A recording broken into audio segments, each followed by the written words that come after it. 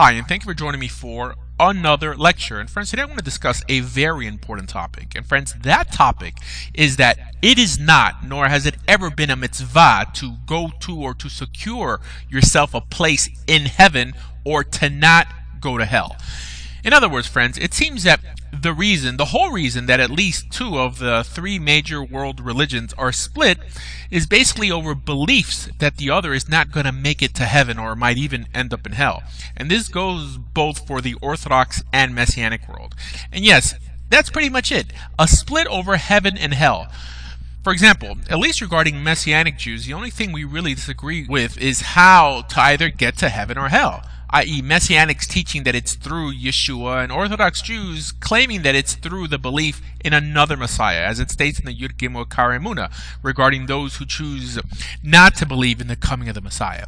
In other words, we know that the New Testament never contradicts the Torah regarding reward and blessing in this world. As a matter of fact, many times it just reiterates the blessings mentioned in Torah regarding doing good that are virtually always regarding reward in this world, in Olam Hazeh, and not the next.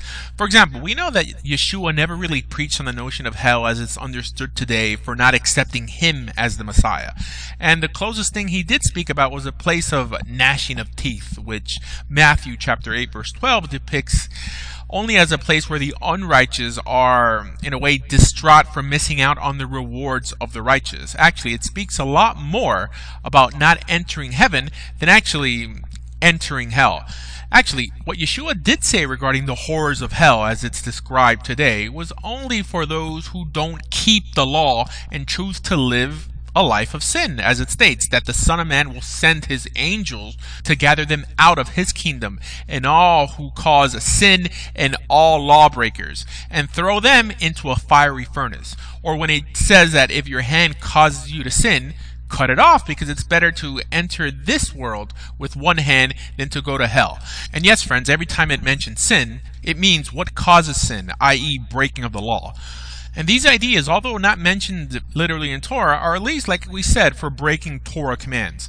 In other words, the Torah never speaks about a heaven, and for sure, it never speaks about a hell. And every blessing or curse that it ever mentions within it was always only meant to be absorbed in Olam Hazeh, in this world, and that's all. And like we said, that Yeshua never taught against the Torah on this. No, friends, the only new idea the New Testament brought to the table was Olam Haba, the next world, and on this basis did the separation ever begin. Now, don't worry, because actually Judaism or Judaic or rabbinic literature has a lot more to say regarding heaven and hell and how to get there than the New Testament could ever squeeze into 27 books. Well, friends, what if I told you that virtually everything the New Testament says about hell, which is not much really, all stems from what we call in rabbinic literature as Agadah, i.e. legend and folklore. Now, some may then say that Judaism never taught that if someone doesn't accept Judaism that they're going to hell, like Christians or literally Paul taught. And friends, please know that if you have ever heard someone say that statement, that person is not familiar with what is understood as Judaism today. Why? Because it was actually a machloket, a disagreement amongst Chazal, that if Gentiles who failed to convert, whether righteous or not, had a place in the world to come. And for some reason, Jews today chose to side by the Rambam's opinion, that if they would at least keep 7 laws, they do have a share, while if they don't, they would not, and would end up in some sort of hell. And this goes for both Christians and Muslims. So the idea is virtually identical to Christian ideology, that if you don't embrace their belief system, you are destined to hell, with the exception that modern-day Judaism has lowered the bar to accepting the Noahide laws and living by them because they were given to Moshe Rabbeinu, which is why tradition teaches us that Muslims also won't make it to the next world, although Judaism does not view Islam as idolatrous. So no, the New Testament didn't make anything up in this area, lest a Jew try to point his finger or her finger at a Messianic or a Christian for condemning others who don't join them. So friends, if this is ultimately all that separates us, why don't we, on the basis and the foundation of what we can both unite on, Torah, put our differences aside and begin repairing this world through the instructions in Torah? Now, some may say that it is the Messiah that separates us, and this just reiterates my point.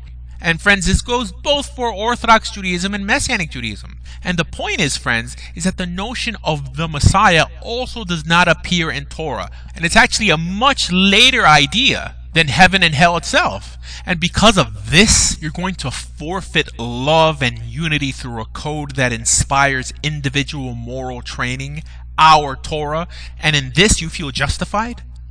Because again, friends, the Torah never mentions heaven or hell or a Messiah. Now, there's nothing wrong with you believing in any of these things as long as you consider them personal beliefs and not beliefs literally sanctioned by Torah. Because I also believe that the Almighty, to be just, He would have to reward the good and punish evil. And this would have to extend into some other realm, because as we know, that many good people die without ever being rewarded in this life, and many evil people thrive without ever being punished in this life. But again, the dynamics of heaven or hell and what one needs to do to attain either of the two cannot exist or be derived from outside of Torah. And friends, as you already know, our Torah only tells us that our magnificent Creator will only punish us or reward us for either keeping or not keeping His commandments, as Torah mentions. And being that we have at least 2 commands within the Torah itself telling us that we're forbidden from adding or taking away from what the Torah demands from us, that pretty much ends the argument.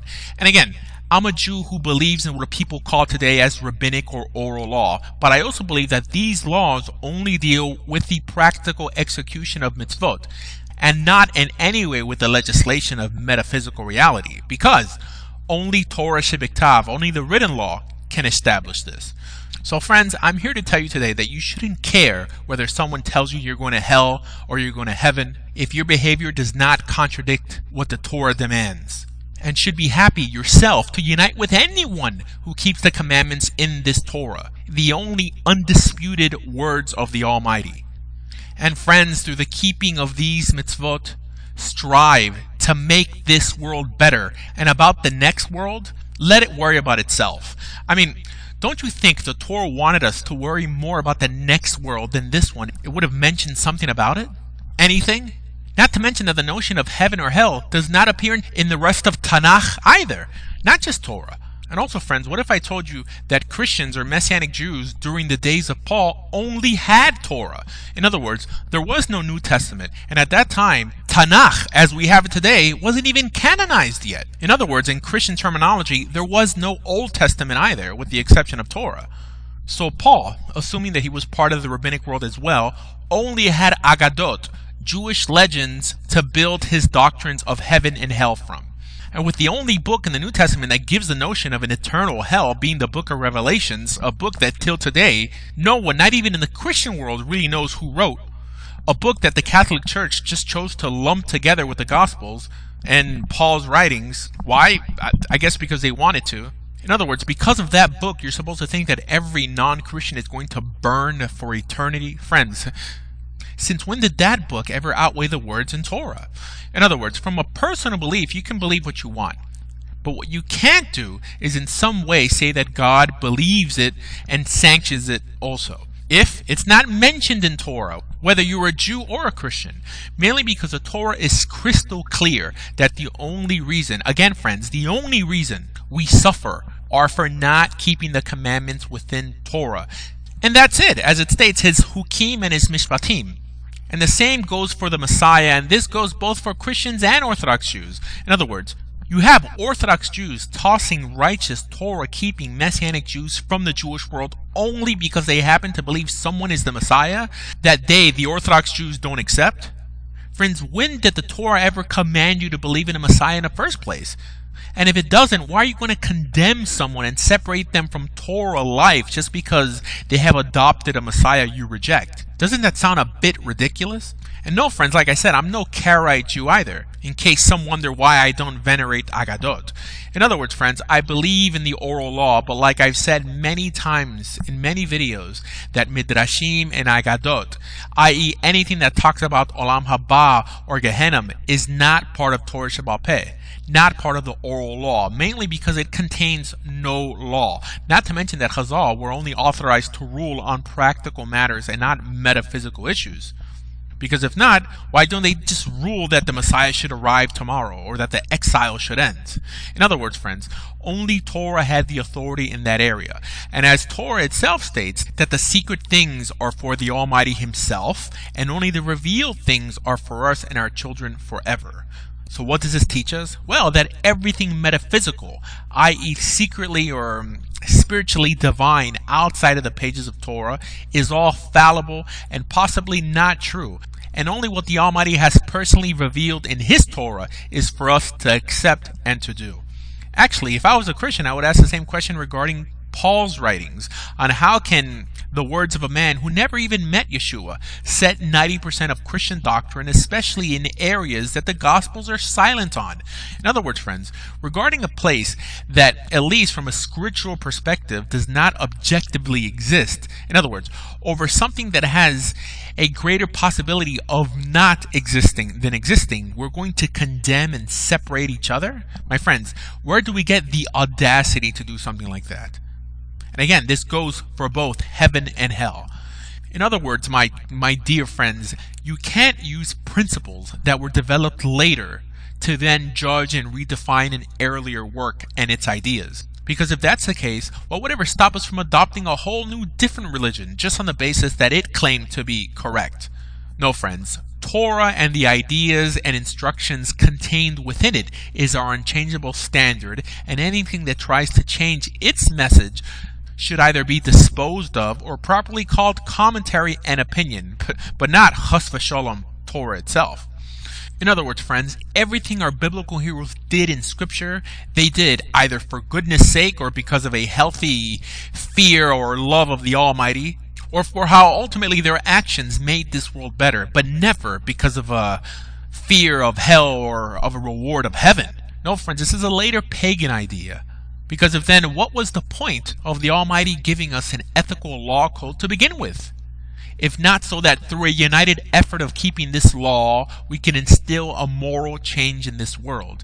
In other words, friends, notions of heaven and hell as part of a theological doctrine, instead of just a personal belief about the Almighty rewarding the good and punishing the wicked, has hurt us more than it has ever helped us. And it has ultimately made the Torah experience into a narcissistic one of just getting by or just using mitzvot as our own personal vehicle to escape reality and real problems that beg a solution that only Torah keepers can physically deliver. And this is why we have to unite on our common ground, because in this area, quantity, my friends, is a quality. And the purpose of Torah and ultimately religion is to make this world better, to reward the good and punish evil in this world, which comes with the ultimate elation of finding joy in our loving Creator through that, and not just worrying about some future world. And this is what it means to be a Jew.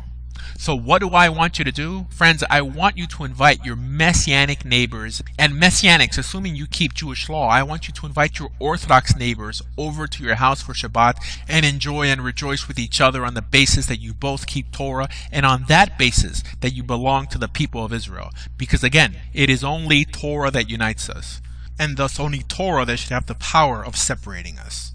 And friends, for more information on everything Jewish, please visit bejewish.org. Thank you.